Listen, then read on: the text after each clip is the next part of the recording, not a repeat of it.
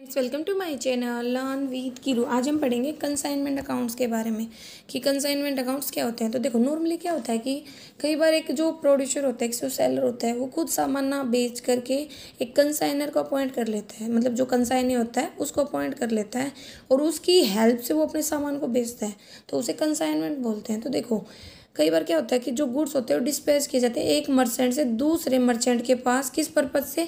Commission basis पर cell करने के लिए, ताकि जो जो रिस्क होगा वो सेंडर का खुद का होगा। जो पर्सन होता है जो डिस्पैच करता है उसको कंसाइनर बोलते हैं, और जिस पर्सन को दिया जाता है उसे कंसाइनी बोलते हैं, और गुड्स के बेचने को कंसाइनमेंट बोलते हैं। ऐसा जो डिस्पैच होता है गुड्स का, वो किस पर्पज से होता है भाई? बेचने के पर्पज से। कंसाइनर के व्यू पॉइंट से उसे बोलते हैं आउटवर्ड कंसाइनमेंट, एंड और कंसाइनी पॉइंट वो से इनवर्ड कंसाइनमेंट बोलते हैं। और इनके बीच में रिलेशन है ना, सेलर और परचेजर वाली नहीं होती, बल्कि प्रिंसिपल एंड एजेंट वाली होती है। ठीक है।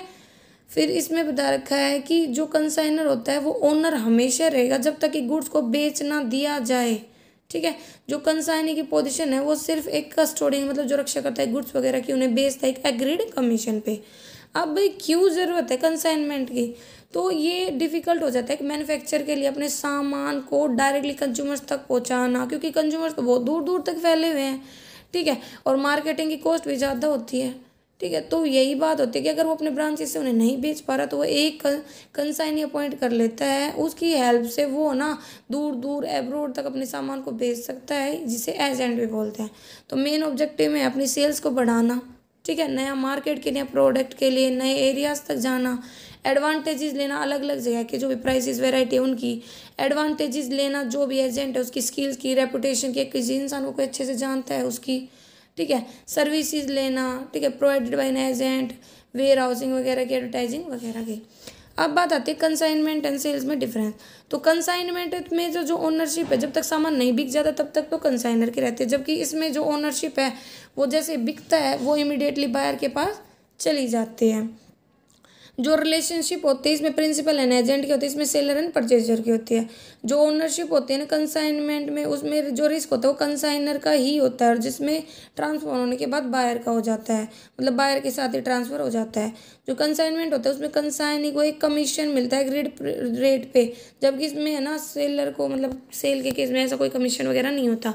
जो कंसाइनमेंट एक्सपेंसेस होते हैं वो डिफरेंट होते हैं, मतलब भाई मनी प्रोवाइड कराते हैं एक टाइप से। कंसाइनमेंट एक्सपेंसेस जो भी किए हैं वो कंसाइनी को मिलेंगे, कंसाइनर पे करेगा, जो भी कंसाइनी ने पे किए हैं वो सारे।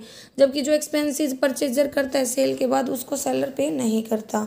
ठीक है। जब गुड्स को भेजा जाता है तो कहता है कि परफॉर्मा इनवॉइस बनाया जाता है, जो रेगुलर इनवॉइस ऐसा होता है जिसमें सारी टर्म्स कंडीशन सामान वगैरह के बारे में होता है। जबकि जब गुड्स को भेजा जाता है तो सेलर एक इनवॉइस भेजता है। ठीक है। जो मतलब जो मेक्स करता है परचेजर को रिस्पॉन्सिबल पे करने के लिए, जो भी अमाउंट उस पर लिखी है। डेटर जो कंसाइनी होता है ना, वो डेटर नहीं बनता कंसाइनर का जब तक कि सामान नहीं भेज देता वो सारा का सारा। और परचेजर होता है गुड्स का, वो इमीडिएटली डेटर बन जाता है। जो गुड्स भेजे जाते हैं कंसाइनमेंट पे वो रिटर्नेबल बेसिस पे होते हैं कंसाइनर को, अगर वो अनसोल्ड रह जाते हैं, लेकिन परचेजर रिटर्न नहीं करता गुड्स, स्पेशल सर्कमस्टेंसेस को ही छोड़कर। जो कंसाइनी होता है वो बेच सकता है गुड्स को सिर्फ कंसाइनर के नाम पर, जबकि गुड्स हैं वो बेचे जा सकते हैं सेलर के नाम पर।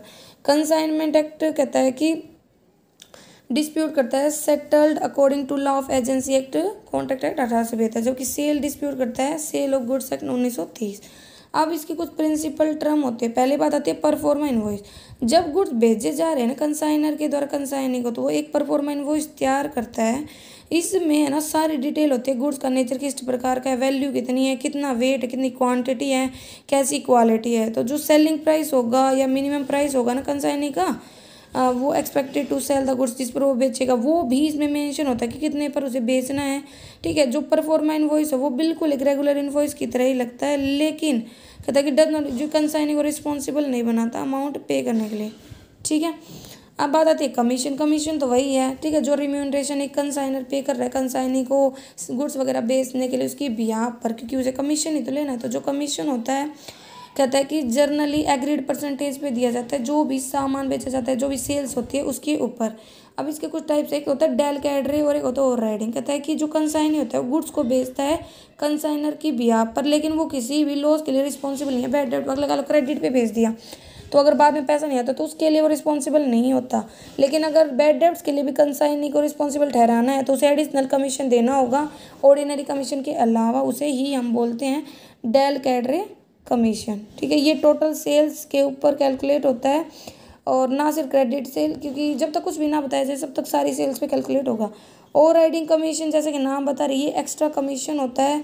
ठीक है, जो नॉर्मल कमीशन होता है उसके अलावा ये होता है कि कुछ भी भाई सेल्स ज़्यादा कर दें, ठीक है, प्रेस्क्राइब प्राइस से ज़्यादा पे तब।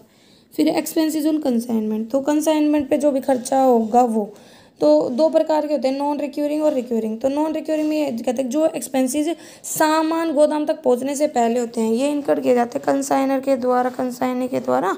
ठीक है, जो गुड्स को लेके आ रहे हैं कंसाइनी के पहले इस पे ओपन टर्म है नॉन रिक्यूरिंग। इसमें फ्रेट है, कैरीज है, कस्टम ड्यूटी, इंश्योरेंस वगैरह वगैरह। और रिक्यूरिंग होते हैं जो कंसाइनी करता है जब गुड्स पहुंच जाते हैं गोदाम में। ठीक है, इन्हें रिक्यूरिंग बोलते हैं, जैसे गोदाम का रेंट, इंश्योरेंस, गोदाम का सेलिंग प्राइस, रिपेयर वगैरह। ये प्रोपोर्शनेट पार्ट होता है नॉन रिक्यूरिंग एक्सपेंसेस का, वो ऐड किया जाता है अनसोल्ड स्टॉक में या नॉर्मल रोज में। अब बात आती है अकाउंट सेल। तो जब है जो पीरियडिक इंटरवल होते हैं जो कंसाइनी है ना वो सेंड करता है कंसाइनर को एक स्टेटमेंट जिन्हें अकाउंट सेल बोलते हैं, जो दिखाता है कितनी सेल्स हुई है, कितना खर्चा किया गया है, कमीशन कितना अर्न किया गया है, रिमिटेंस वगैरह। ठीक है, रिजल्टेंट का बैलेंस वगैरह वो सब। अब बात आती है डिफरेंस परफॉर्मा इनवॉइस और अकाउंट सेल में। तो जो परफॉर्मा इनवॉइस होता है वो प्रिपेयर और फॉरवर्ड किया जाता है कंसाइनर के द्वारा कंसाइनी को, और अकाउंट सेल प्रिपेयर किया जाता है कंसाइनी के द्वारा। ये एक बार ही भेजा जाता है जब गुड्स को भेजा जा रहा है, और ये पीरियडिकल बेसिस पे भेजा जाता है। इसमें सारी डिटेल होती है गुड्स की, और इसमें सोल्ड गुड्स आते हैं लायबिलिटी टू मेक पेमेंट। तो कहता है कि इसमें है ना जो कंसाइनी होता है वो लायबल नहीं होता। ठीक है, मतलब वो उसको लायबल नहीं ठहरा सकते कि भाई वो अमाउंट वगैरह को पे करे, लेकिन इसमें जो भी होती है वो लायबल होता है, मतलब ये शो होता है नेट बैलेंस। ठीक है, जो कंसाइनी लायबल है पे करने के लिए। फिर अकाउंटिंग प्रोसीजर, मतलब कंसाइनमेंट अकाउंट में कैसे हम करते हैं। अकाउंटिंग प्रोसीजर में क्या होते हैं कंसाइनमेंट अकाउंट। तो कंसाइनमेंट अकाउंट बनाया जाता है ये देखने के लिए कि क्या प्रॉफिट या क्या लॉस हुआ है। अगर गुड्स को कंसाइन किया जा रहा है अलग अलग बहुत सारे लोगों तक, तो अलग अलग कंसाइनमेंट अकाउंट बनाएंगे ताकि हर कंसाइनमेंट अकाउंट से हमें पता चले कि प्रॉफिट एंड लॉस का। जो कंसाइनमेंट अकाउंट होता है वो एक नॉमिनल अकाउंट होता है। ठीक है, ये बिल्कुल ट्रेडिंग एंड P&L अकाउंट की तरह बनाते हैं। इसमें जो भी कॉस्ट होते हैं गुड्स कंसाइन किया गया है, जो भी एक्सपेंसेस किए गए हैं कंसाइनर के द्वारा, उनको हम डेबिट करते हैं, और जो एक्सपेंसेस इनकर्ड किए कंसाइनर का उसका कमीशन। ठीक है, इस अकाउंट में हम क्रेडिट क्या करते हैं जो भी सेल्स प्रोसीड्स मिलती हैं या जो भी क्लोजिंग स्टॉक होता है उसको। अगर इन दोनों में कोई भी डिफरेंस होता है तो वो क्या दिखाता है प्रॉफिट एंड लॉस। अगर क्रेडिट साइड ज़्यादा है तो प्रॉफिट होगा, अगर डेबिट साइड ज़्यादा है तो लॉस होगा। ठीक है, और इस प्रॉफिट एंड लॉस को हम ट्रांसफ़र कर देते हैं P&L अकाउंट में। कंसाइनी अकाउंट ये पर्सनल अकाउंट होता है, ये अमाउंट दिखाता है जो ड्यू है कंसाइनी को या कंसाइनी से। ठीक है, ऐसे इसमें डेबिट करते हैं ग्रोस सेल प्रोसीड्स को, एंड क्रेडिट करते हैं कंसाइनी के खर्चे को, कमीशन को, या जो अमाउंट मिल रही है एडवांस में। ठीक है, फिर एक goods sent on consignment account, ये रियल अकाउंट होता है, ये क्रेडिट करते हैं जो भी गुड्स सेंड किए गए कंसाइनमेंट में, और डेबिट करते हैं जो भी कंसाइनी रिटर्न कर देता है गुड्स उनसे। जो बैलेंस होता है इस अकाउंट को ट्रेडिंग अकाउंट में जाता है। स्टॉक ऑन कंसाइनमेंट अकाउंट, ये रियल अकाउंट होता है, डेबिट होता है जो वैल्यू अनसोल्ड स्टॉक की कंसाइनी के पास, एंड कैरी फॉरवर्ड किया जाता है next accounting period. Journal entries, तो जर्नल एंट्रीज में क्या बता रखा है हमें, इसमें हमें बता रखी तो कंसाइनर की साइड से, मतलब कंसाइनर की बुक्स में कौन सी एंट्री होंगे, कंसाइनी की बुक्स पे। तो जब आप जो कंसाइनर गुड्स बेचेगा तो क्या होगा, consignment account debit to goods send on consignment account. ठीक है, लेकिन गुड्स रिसीव करने पर अभी कंसाइनर की बुक में कोई एंट्री नहीं होगी। फिर जब कंसाइनी है वो कुछ एडवांस पे करेगा किसको, कंसाइनर को, तो उसकी एंट्री होगी BR कंसाइनी से, या भाई कैश में मिला है तो बैंक अकाउंट डेबिट होगा, और किससे मिला है कंसाइनी से, और ये पे करेगा तो कंसाइनर अकाउंट डेबिट या तो बैंक से देगा या BP मतलब बिल्स पेबल। फिर भाई ये इसको पैसे की रिक्वायरमेंट होगी कंसाइनर की, तो ये बैंक से उसे क्या करवाएगा, डिस्काउंट करवाएगा, तो बैंक अकाउंट डेबिट टू, क्योंकि बैंक से डिस्काउंट करो तो बैंक से पैसा मिलेगा, और बैंक कुछ चार्जेस लेगा तो वो discount charges account debit to BR account. लेकिन कंसाइनी की बुक में कोई एंट्री नहीं होगी इस चीज़ की। फिर बात आती है कि भाई जो भी एक्सपेंस इनकर करेगा कंसाइनर उसके लिए सिर्फ consignment account debit to bank, लेकिन इसके लिए कोई एंट्री नहीं होगी। लेकिन जो एक्सपेंसेस इनकर करेगा कंसाइनी, तो कंसाइनी ने किया, ठीक है, तो consignor account debit to bank account हुआ, और वो कंसाइनमेंट अकाउंट में हम दिखाएंगे consignment account debit to consignee account. फिर कमीशन जब पेबल होगा कंसाइनी को, तो किससे होगा, कंसाइनमेंट के लिए कंसाइनमेंट अकाउंट को डेबिट करेंगे, किसको, कंसाइनी को, और consignor account debit to commission account को, क्योंकि क्या मिल रहा है, कमीशन। फिर भाई सेल्स प्रोसीड्स मिलेंगी, तो ये इसे मिलती हैं, तो क्या होता है, कैश बैंक के थ्रू या consignor debtor account debit to consignor account, और फिर कंसाइनी से मिल रही है तो कंसाइनी का अकाउंट हम डेबिट कर दें और कंसाइनमेंट अकाउंट क्रेडिट कर देंगे। फिर अनसोल्ड स्टॉक होता है, ठीक है, जो कंसाइनी के साथ है, तो उसके लिए क्या होगा, stock on consignment account debit to consignment account, यहाँ पे कोई एंट्री नहीं होगी। ऐसे ही प्रॉफिट होगा तो कंसाइनमेंट अकाउंट डेबिट, उसको हम कहाँ भेजेंगे, P&L अकाउंट में, तो यहाँ पे कोई एंट्री नहीं होगी। फिर है लॉस होगा तो P&L account debit to consignment account. फिर है गुड्स, मतलब क्लोज करने के लिए गुड्स जो भेजे थे कंसाइनमेंट अकाउंट पे उनको, तो goods send on consignment account debit to trading account. और जब रिसिप्ट्स होगा बैलेंस अमाउंट कंसाइनी से, तो क्या होगा, बैंक अकाउंट या BR account debit to consignee account settlement के बाद, और ये consignor account debit to bank और PP अकाउंट, ठीक है। कोई भी एंट्री नहीं पास करोगे कंसाइनी की बुक में, जो भी रिसिप्ट्स होते हैं गुड्स वगैरह कंसाइनमेंट पे, या जो भी एक्सपेंसेस इनकर किए जाते हैं कंसाइनर के द्वारा। फिर इसमें आती है स्टॉक का वैल्यूएशन, तो कहते हैं कि जितने भी गुड्स होते हैं जो कंसाइनमेंट पे भेजे जाते हैं ना, अगर वो सारे नहीं बिकते हैं, तो जो भी अनसोल्ड स्टॉक होगा उसे हम क्या बोलते हैं, कंसाइनमेंट का स्टॉक। जो कंसाइनमेंट स्टॉक होता है वो वैल्यूड किया जाता है कॉस्ट प्राइस पर और मार्केट प्राइस पर, जो भी कम हो, ठीक है। कॉस्ट का मतलब सिर्फ जो जितने पे खर्च परचेज किए थे ना या बनाए थे गुड्स, वो उससे नहीं है, बल्कि कोई भी अदर नॉन रिक्यूरिंग एक्सपेंसेस वगैरह हैं जो कंसाइनी ने पे किए, वो भी इसमें ऐड हो जाते हैं। अब बात आती है नॉन रिक्यूरिंग एक्सपेंसेस होते क्या हैं, तो जितने भी एक्सपेंसेस होते हैं जो नॉर्मली जो भी हमारे गुड्स है उसकी वैल्यू को बढ़ा देते हैं, जो नॉन रिक्यूरिंग होते हैं नेचर में, या डायरेक्ट एक्सपेंसेस होते हैं, ठीक है, ये जो प्रोपोर्शनेट पार्ट होता है ना ऐसे एक्सपेंसेस को, वो ऐड किया जाता है कंसाइनमेंट स्टॉक में। एग्जाम्पल के लिए जितने भी एक्सपेंसेस किए जाते हैं कंसाइनर के द्वारा, जब तक एक गुड्स को ना, मतलब till the good reach the godown of consignee, भेजने से पहले जितने भी खर्चे हैं, ठीक है। फिर कहता है कि जितने भी एक्सपेंसेस है जो इनकर किए गए कंसाइनी के द्वारा टिल द गुड रीच, जब तक उसके गोदाउन में पहुंचते हैं, वो सारा खर्चा भी नॉन रिक्यूरिंग होगा, जैसे freight, insurance, carriage, octroi, clearing charge, excise duty, custom duty, dock, ये सब। फिर रिक्यूरिंग एक्सपेंसेस, जितने भी एक्सपेंसेस इनकर किए जाते हैं कंसाइनी के द्वारा, गुड्स जब गोदाउन में पहुंच जाते हैं उसके बाद, ठीक है, जैसे गोदाउन कर रहे हैं, सेलिंग एक्सपेंस, एडवर्टाइजमेंट, गोदाउन का इंश्योरेंस, सेंट्री एक्सपेंसेस, वो सब, ये जो एक्सपेंसेस होते हैं ये इंक्रीज नहीं करते गुड्स की वैल्यू को, ठीक है, इसीलिए हम इनको इग्नोर करते हैं कंसाइनमेंट स्टॉक की कैलकुलेशन में, सिर्फ हम नॉन रिक्यूरिंग को ऐड करके चलते हैं। अब बात आती है कंसाइनी जो भी एडवांस या डिपॉजिट पे करता है, कंसाइनर को कई बार चाहिए कि जो कंसाइनी है ना वो डिपॉजिट कर दे एक सर्टेन सम को, मनी को एडवांस में, जो भी कंसाइनमेंट किया गया उसके रिस्पेक्ट में। जो एडवांस होती है ना, वो जो बिल ऑफ एक्सचेंज है उसका कंसाइनी के द्वारा, वो एक सिक्योरिटी की तरह होता है कंसाइनमेंट की। जो एडवांस होती है उसको एडजस्ट किया जाता है जो भी अमाउंट ड्यू होगी कंसाइनी को उसके अगेंस्ट में, ठीक है। जहाँ पे जो पोर्शन होता है गुड्स का अगर अनसोल्ड रह जाता है तो प्रॉब्लम आ जाती है कि भाई कैसे हम इसको सेटल करें, ठीक, क्योंकि सिर्फ एक ही पोर्शन होता है एडवांस का जो अभी मिला है और उसको एडजस्ट करना है हमें, ठीक है।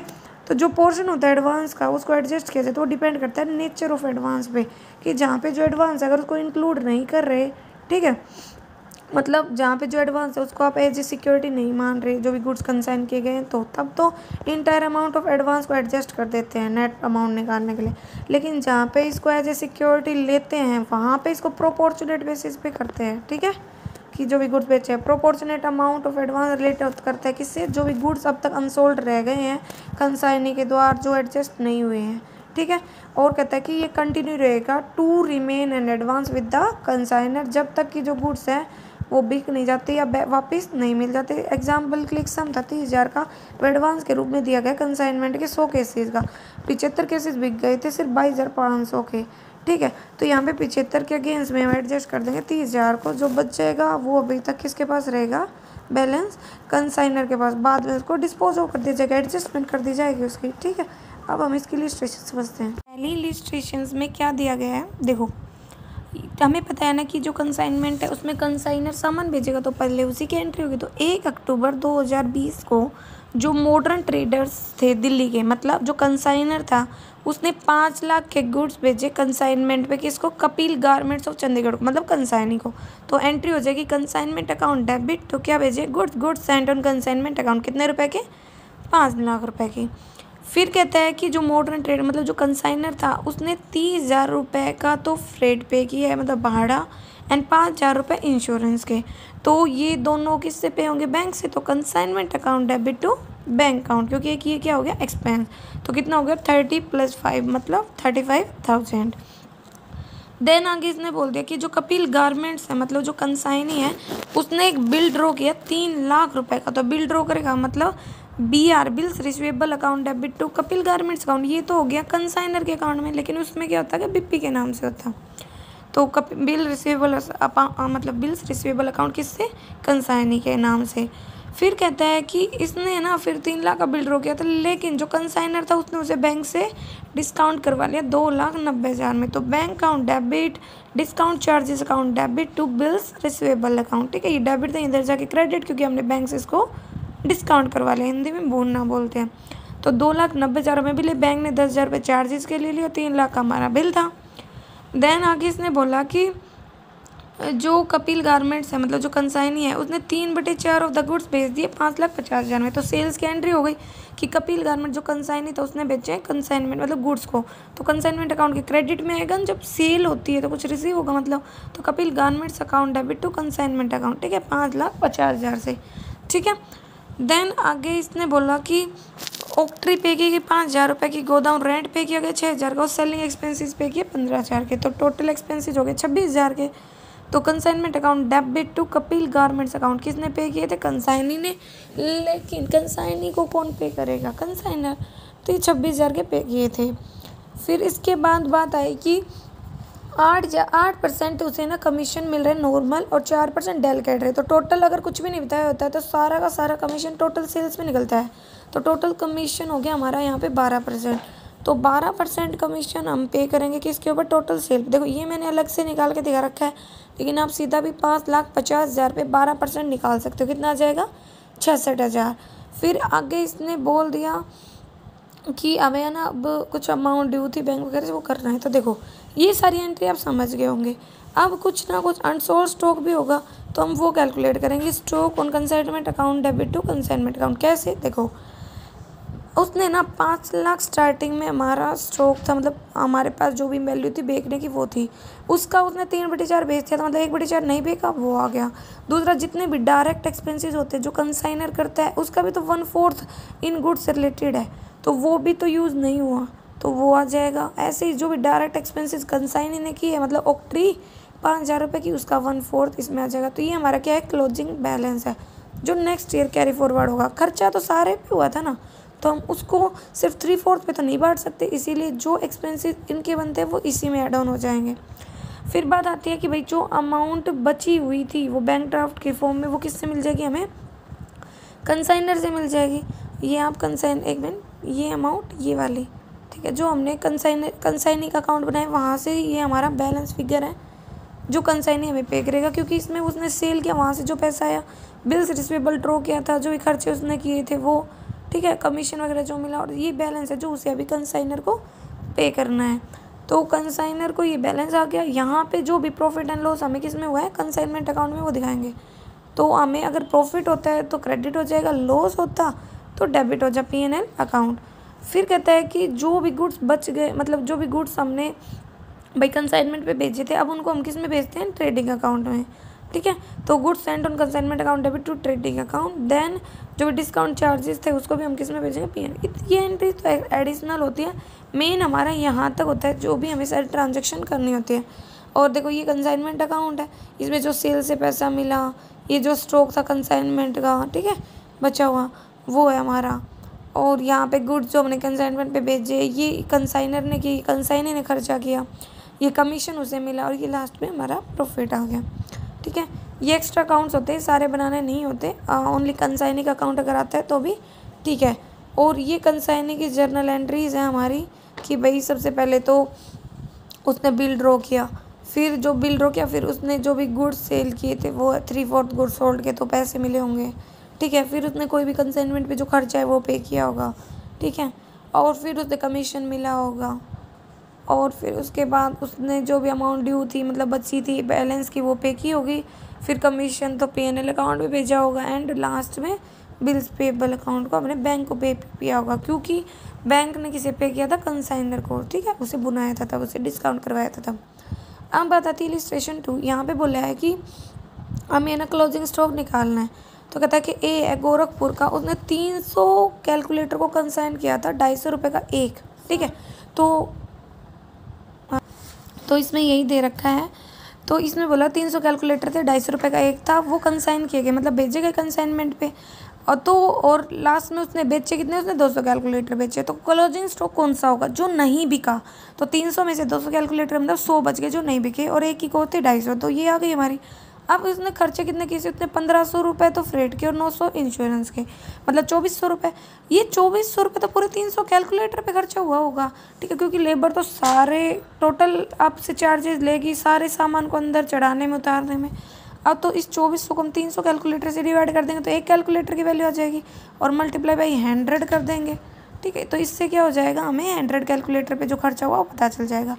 ऐसे ही जो डायरेक्ट एक्सपेंसेस किसने किए हैं, बी ने, मतलब कंसाइनी ने, वो ले लेंगे अनलोडिंग के और ऑक्ट्री के और कैरेज के। इन तीनों को भी मतलब हम क्या करेंगे, 300 से डिवाइड करेंगे और 100 से मल्टीप्लाई करेंगे, हमारा क्लोजिंग स्टॉक आ जाएगा। देखो खर्चा था 300 से डिवाइड और 100 से 100 कैलकुलेटर की कॉस्ट से मल्टीप्लाई होगा, तो ये हमारा आंसर यहाँ पे आ गया।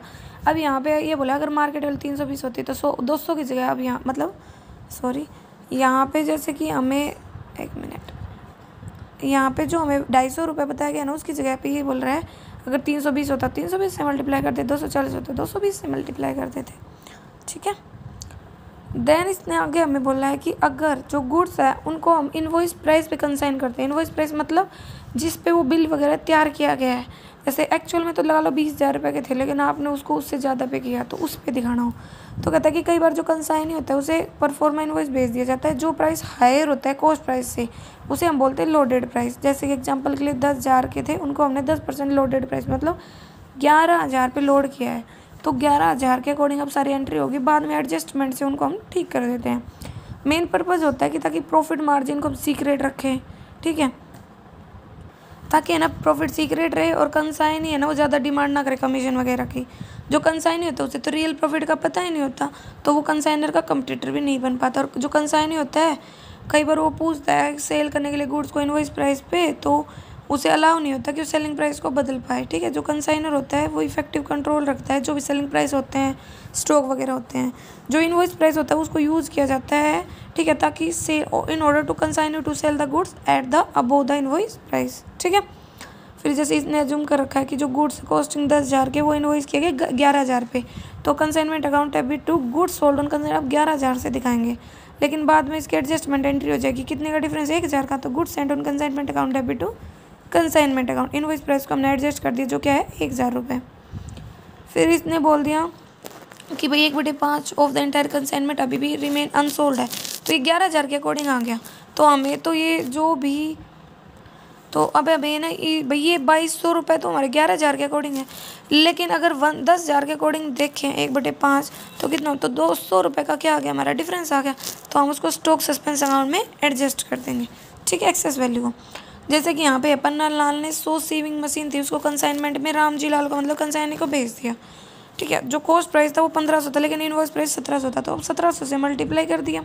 फिर इसने 5,000 रुपये कैरीज के पैकिंग वगैरह के पे किए, वो एक्सपेंस पे हो जाएगा कंसाइनमेंट टू बैंक। देन कहते हैं रामजी लाल को रिसीव हुआ कंसाइनमेंट एंड इमीडिएटली उसने एक्सेप्ट कर लिया पन्ना लाल के बिल को 90,000 एज सिक्योरिटी। कई बार क्या कहता है कि जो कंसाइनर होता है वो सिक्योरिटी मानता है कि मैंने आपको गुड्स भेजे तो कुछ दो, तो वही है, इसने BR दे दिया, तो BR account debit to Ramji Lal, 90,000 का बिल मिल गया। फिर कहता है कि जो रामजी लाल था उसने इन्फॉर्म कर दिया पन्ना लाल को कि जो 90 मशीन है वो मैंने भेज दी, मतलब कंसाइनर ने 90 मशीनें भेज दी 1,800 को एक के, तो उसे सेल हो गई इस तरह की। और फिर कहता है कि जो हमारा कंसाइनी है उसने ये खर्चा किया, ठीक है, खर्चा पे कर देंगे हम consignment account debit to Ramji Lal, और फिर उसको ना इतना कमीशन मिल गया, तो कुछ भी नहीं होता, टोटल सेल्स पे आएगा 7.5%। सेल कितने की, 162 की, तो ये कमीशन आ गया। अब इतना तो समझ गए होगे। अब बात आती है कि एडजस्टमेंट्स की, कि जो भी स्टॉक हमारा अनसोल्ड रखे वो निकालेंगे। तो देखो उसने 90 मशीनें बेची, 10 मशीनें अनसोल्ड थी और इनवॉइस प्राइस कितने का था, का 1700, तो ये आ गया। और खर्चा उसने 5000 का किया स्टार्टिंग में एक्सपेंसिव, तो वो तो 100 मशीनों का था, हमें तो 10 का निकालना है जो अनसोल्ड है। ऐसे जो डायरेक्ट एक्सपेंसिव कंसाइन ने किए वो करने हैं। तो ये अनसोल्ड स्टॉक आ गया, इसकी एंट्री हो गई हमारी। फिर कहता है कि जो भी आपने इनवॉइस प्राइस ज़्यादा पे दिया था वो कितने थे, 100 मशीनों पे 200 ज़्यादा था, 1500 से 200 ज़्यादा मतलब 1700, तो 20,000 यहाँ पे आ गया। ठीक है, तो इसमें ये हो गया। और जो भी मतलब स्टॉक में डिफरेंस आया था ना एक्सेस इनवॉइस के कारण, वो कितना था भाई, 10 मशीनें थी, 200 ज़्यादा पे था, तो कितने का आया, 2000 का, तो वो स्टॉक एक्सपेंस अकाउंट में कर दिया। फिर कंसाइनमेंट अकाउंट से जो प्रॉफिट हुआ उसकी एडजस्टमेंट एंट्री होगी। फिर जो भी गुड्स हमने कंसाइन किए थे उनको हमने ट्रेडिंग अकाउंट में ट्रांसफर, इसको हम कॉस्ट प्राइस पे ही करेंगे ना कि इनवॉइस प्राइस पे। देन रामजी लाल से जो बचा हुआ था, मतलब कंसाइनी से जो बचा हुआ था वो सब मिल गया। ठीक है, ये हमारा कंसाइनमेंट अकाउंट हो गया। अब यहाँ पे हमें जैसे थर्ड भी दे रखा है, इसमें भी यही है कि भाई 80,000 रुपये इनवॉइस मतलब भेज दिए थे, क्योंकि इनवॉइस प्राइस 80,000 था, वैसे तो कॉस्ट थी 60,000 की। फिर उसने कैरेज वगैरह पे किया, ये सब तो बैंक अकाउंट से दिखा दिया हमने। ऐसे कंसाइनी ने पे किया, वो सारा खर्चा हमने पे करवा दिया, यहाँ पे कंसाइनी के नाम से दिखाएंगे। फिर कहते हैं कि 16,000 के अनसोल्ड रह गए। ठीक है, तो कितने का बिका, 80 में से 16 का मतलब 64,000 का ये बिक गया। ठीक है, उसे 5% कमीशन मिला टोटल सेल पे और 3% मिला क्रेडिट सेल पे, तो अनसोल्ड था ये। ठीक है, अब उसने ये भी तो बताया 40,000 की क्रेडिट हुई और 24,000 की कैश हुई है, तो क्रेडिट पे निकाल देंगे और कैश पे, तो ये हमारा कमीशन आ गया। ठीक है, कमीशन मिल गया। देन अब हमें तो पता है ना कि इनवॉइस के कारण डिफरेंस आया, तो पहले तो क्लोजिंग स्टॉक निकालेंगे। तो इनवॉइस देखो 16,000 का इसने बोला है अनसोल्ड रहा, जो भी स्टार्टिंग में एक्सपेंसेस किए थे कितने के, 1900 हमारे कितने के, 80,000 के, लेकिन बच्चा कितना है अनसोल्ड 16,000। रजिस्टर भी निकाल सकते हैं अनसोल्ड, 16,000 डिवाइड बाई 80,000, तो 1/5 ले लेंगे इनका। ऐसे ही जो कंसाइनी ने डायरेक्ट एक्सपेंस किया फ्रेट का उसको दे देंगे, तो ये हमारा अनसोल्ड स्टॉक आ गया। ठीक है, तो फिर हम क्या करेंगे, स्टॉक की एडजस्टमेंट करेंगे। वैसे तो ये 60,000 का, लेकिन 80,000 मतलब 20,000 ज़्यादा पे। ठीक है, तो लेकिन हमें तो कितने का निकालना है, 16,000 का। तो देखो इनवॉइस प्राइस को एडजस्ट किया 20,000, और वैसे स्टॉक सस्पेंस में कितना जाएगा, 16,000 डिवाइड बाई 80,000 किसका, 20,000 का, तो हमारा आंसर आ गया। अब बात आती है बैड डेब्ट्स के टाइम पे। तो कहते हैं कि अगर बैड डेब्ट्स को हम दिखाते हैं कंसाइनी के अकाउंट में तो आएगा bad debts account debit to consignment debtors account. लेकिन अगर नहीं दिखाते डेल कैडरे कमीशन कंसाइनी को, तो सीधी एंट्री होगी consignment account debit to consignee and consignor account debit to consignment debtor account. ठीक है, तो इसमें नॉर्मल एंट्री करनी होगी हमें, जैसे कि ये है हमारा, इसमें 40,000 गुड्स कॉस्टिंग के थे, उसको 25% अब वो इनवॉइस की, मतलब इसका 40,000 मल्टीप्लाई 125 अपॉन में 100 कर देंगे तो 50,000 आ गया। फिर कहता है कि उसने एक्सपेंसेस के नॉन रिक्योरिंग ये पे हो जाएंगे बैंक से। फिर कहता है कि 1200 लैंडिंग चार्जेस हैं ये पे हो जाएंगे, और ये कमीशन कुछ नहीं बताया, तो टोटल सेल्स पे होगा, मतलब सीधा ही 10% ले लेंगे। और उसने बोला 66,000 की सेल्स की, जिस 80 मतलब जिसका हाफ क्रेडिट पे और हाफ कैश में है, और उसने 1500 गोदाउन के 900 ये सब पे हो जाएंगे। फिर 2500 उसे रियलाइज़ नहीं हुई कस्टमर से, मतलब बैड डेब्ट्स हो गए, तो इसकी एंट्री होगी। तो देखो इसने यही दिखा रखा है, ये सारी एंट्री हो गई। कमीशन भी मिल गया सीधा 10%, और स्टॉक निकालेंगे तो देखो 10% अनसोल्ड है क्योंकि भाई 90% हो गया। ऐसे 10% हम एक्सपेंसिस का ले लेंगे, जो भी डायरेक्ट है कंसाइनी के उसका ले लेंगे। फिर भाई 25% इनवॉइस ज़्यादा पे था तो वो कंसाइनमेंट का दिखाते हैं कि, और स्टॉक सस्पेंस भी तो था हमारा, तो वो दिखाते हैं उसकी एंट्री, ये हमारा प्रॉफिट आ जाएगा। ठीक है, और डेल कैडरे कमीशन कैलकुलेट होगा टोटल सेल पे, अगर कुछ भी नहीं बताया गया है हमें। ओके, तो ये यहाँ पे इसने दिखा रखा है कि क्लोजिंग स्टॉक कैसे निकालना है। अब बात आती है लॉस ऑफ गुड्स। तो कई बार क्या होता है कि भाई हमें 2 प्रकार के लॉस होते हैं। ठीक है, भाई बिजनेस है तो नॉर्मल लॉसेस तो उसका पार्ट है ही। तो कहता है कि 2 प्रकार के लॉस होते हैं, नॉर्मल एंड अब नॉर्मल। नॉर्मल जो नेचर का मतलब पार्ट है बिजनेस का, जिसको आप इग्नोर नहीं कर सकते। ठीक है, जो अनअवॉइडेबल है, जो इनहेरेंट नेचर के कारण होते हैं। एग्जाम्पल के लिए सर्टेन क्वांटिटी ऑफ कोल है कंसाइन किया गया है। ठीक है, वो जैसे साबुन का सूखना, कैरोसिन का उड़ना। ठीक है, इन नॉर्मल होते हैं। जैसे लोडिंग अनलोडिंग में जो नुकसान होता है, ठीक है, जैसे साबुन का सूखना, चीज़ का सूखना, ऑयल का लीक होना, घी वगैरह का लीक होना, फ्रूट्स ख़राब होना, वेजिटेबल, ये सब। तो जो नॉर्मल लॉस होता है वो पार्ट होता है कंसाइनमेंट का, इसके लिए इसकी कोई भी सेपरेट एंट्री पास नहीं की जाती।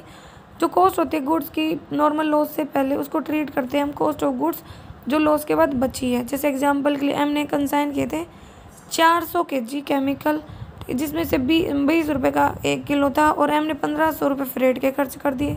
20 kg केमिकल स्पॉइल हो गया और 300 kg बेच दिया। तो बताओ क्लोजिंग स्टॉक देखो 400 था, 20 की कॉस्ट थी और ये खर्चा गया था, तो ये आ गई टोटल कॉस्ट।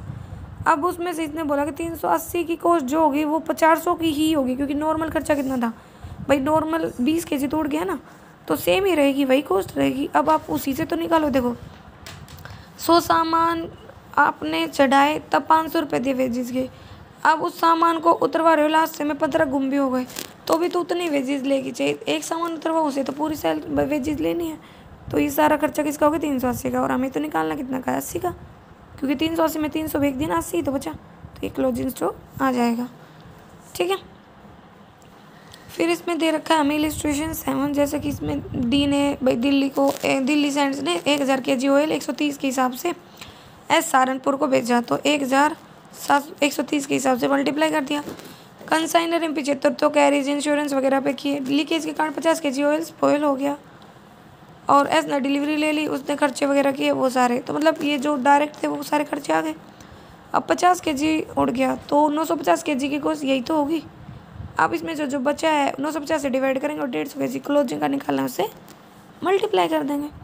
ठीक है, अब बात आती है अब नॉर्मल होता है जो मतलब हमारी गलतियों की वजह से होता है। ठीक है, जब हम सावधानी नहीं बरतते, like theft, fire, pilgrimage, accident वगैरह, जो वैल्यू होती है ना अब नॉर्मल लॉस की, उसको हम कैलकुलेट करते हैं उसी तरीके से जैसे हम क्लोजिंग स्टॉक की वैल्यू को कैलकुलेट करते हैं। दूसरे शब्दों में कहते हैं जो अब नॉर्मल लॉस होता है वो कैलकुलेट करता है ओरिजिनल कॉस्ट ऑफ गुड्स जो भी लॉस्ट हो गए उनको एक प्रोपोर्शनेट बेसिस पे, मतलब एक प्रॉपर रेशियो वगैरह में नॉन रिक्यूरिंग एक्सपेंसेस के। जैसे कि भाई लॉस हुआ तो अब normal loss account debit to consignment account, फिर अगर इंश्योरेंस कंपनी से जो क्लेम मिल जाएगा insurance claim account debit to अब नॉर्मल लॉस, और जो लॉस हो जाएगा जो इनका डिफरेंस होगा वो किस में जाएगा, P&L में जाएगा। जो भी अब नॉर्मल लॉस होता है ना उसकी एंट्री सिर्फ कंसाइनर की बुक्स में होती है। ठीक है, जर्मन लॉस होता है अगर वो ट्रांजिट में होता है तो प्रोपोर्शनेट जो शेयर होता है वो कंसाइनर के एक्सपेंसेस में ऐड होगा।